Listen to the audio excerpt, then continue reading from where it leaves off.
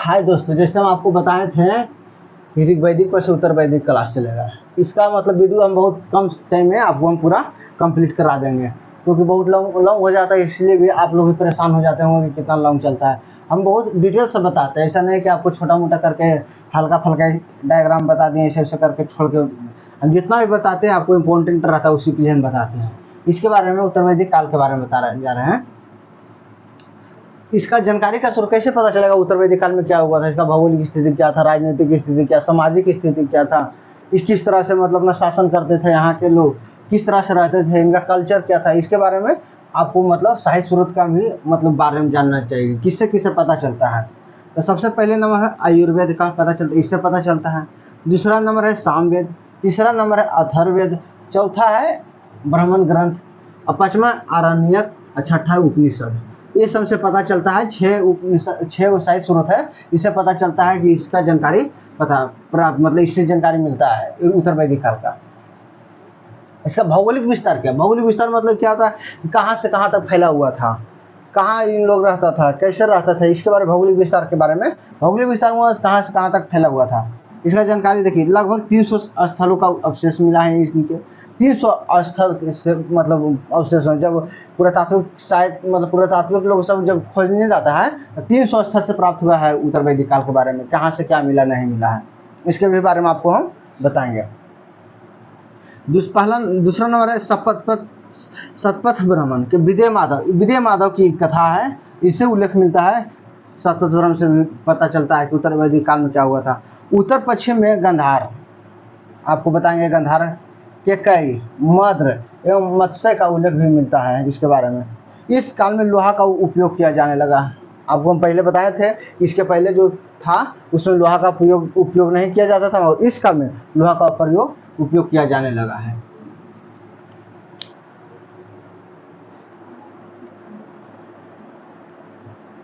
Phone कर दो।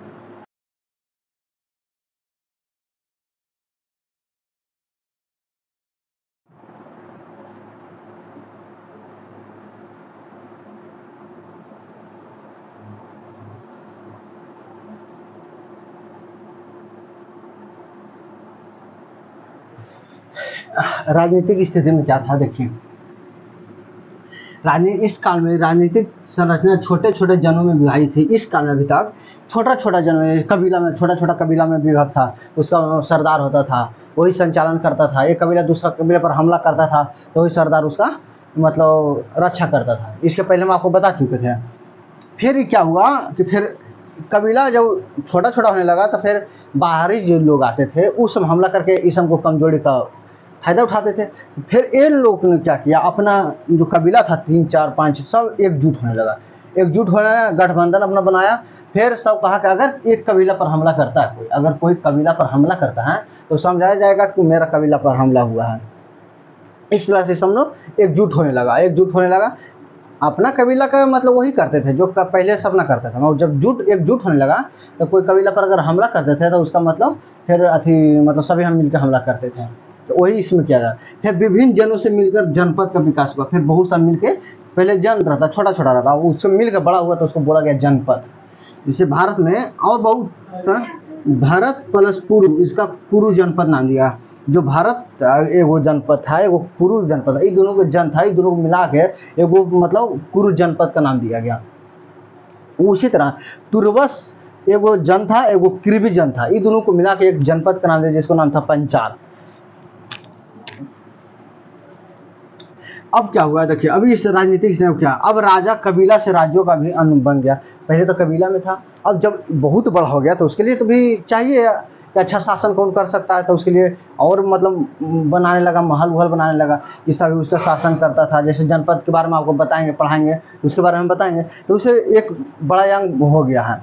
राजा का चुनाव होता था, फिर वंशानुगत हो गया। पहले चुनाव आपको पहले बताए थे कि राजा का चुनाव होता था, लेकिन अब क्या होगा, वंशानुगत हो गया कि हम राजा हैं तो मेरा बेटा ही राजा बनेगा, इसका बेटा ही राजा बनेगा, फिर उसका राजा बनेगा, इस तरह से हो गया था। राजा का पद ज्येष्ठ पुत्र का था, जिसको बड़ा पुत्र बोला, ज्येष्ठ पुत्र उसको बोला जाए, बड़ा पुत्र होता था, उसी का राजा का मतलब पद मिलता था। अगर राजा मतलब किसी कारण मर गए या बूढ़ा हो गए तो उसका जो उत्तराधिकारी होता था उसका बड़ा बेटा होता था। अगर बड़ा बेटा अगर उत्तराधिकारी लायक नहीं होता था, जैसे कोई कारण से मतलब कुछ, तो उसका मतलब उसके पर से जो बड़ा ज्येष्ठ रहता था उसको मिलता था, अपना उत्तराधिकारी बनता था। इस काल में महिलाएं सभाओं में भाग नहीं लेती थी। क्या था? सभा में महिलाएं भाग नहीं लेती थी।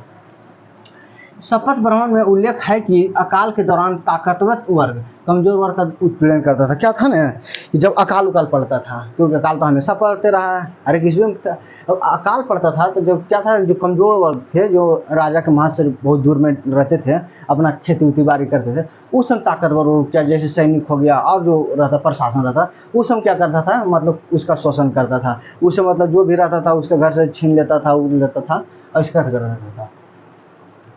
इस काल में कर व्यवस्था नियमित रूप से स्थापित हो गई। फिर इसमें क्या था, यही मतलब जब जनपद बना था तो इसमें कहा गया कि अब तो कर पहले उस तरह से थे, अब इसमें नियमित कर दिया कि आपको अगर 2 जैसे देना है, जैसे फॉर एग्जाम्पल मान लीजिए कि जैसे एक मतलब क्विंटल उगाना है, तो उसमें बांध दिया कि आपको 10 केजी देना है, तो 1 क्विंटल में 10 केजी देना, तो 10 केजी आपको देना है, फिक्स है।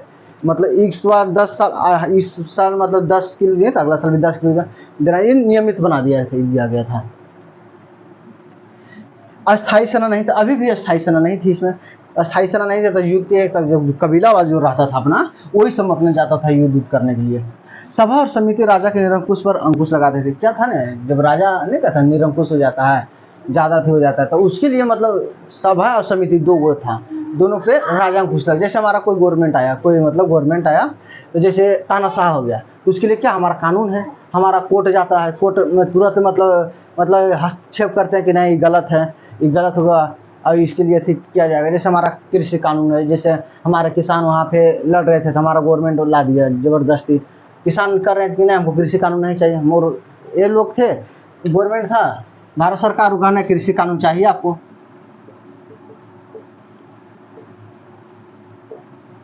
इसके लिए मतलब किसानों को बहुत कुछ बोला गया, इनको क्या क्या नहीं कहा गया, खालिस्तानी बोला गया, हमारे किसान है इसको क्या क्या नहीं बोला, खालिस्तानी बोला गया, बहुत तरह के बात बोला गया है, आतंकवादी बोला गया, महिला को बोला गया था। जो भी हमारे प्रेजेंट में एक मतलब सांसद बनी है, वो तो बोल रही थी कि मतलब कि 100 रुपया में आके बैठी है महिला हुला, जो अभी कोई अरविंदर कौर या कोई लेडीज़ है, वही उनको थप्पड़ मारे थे।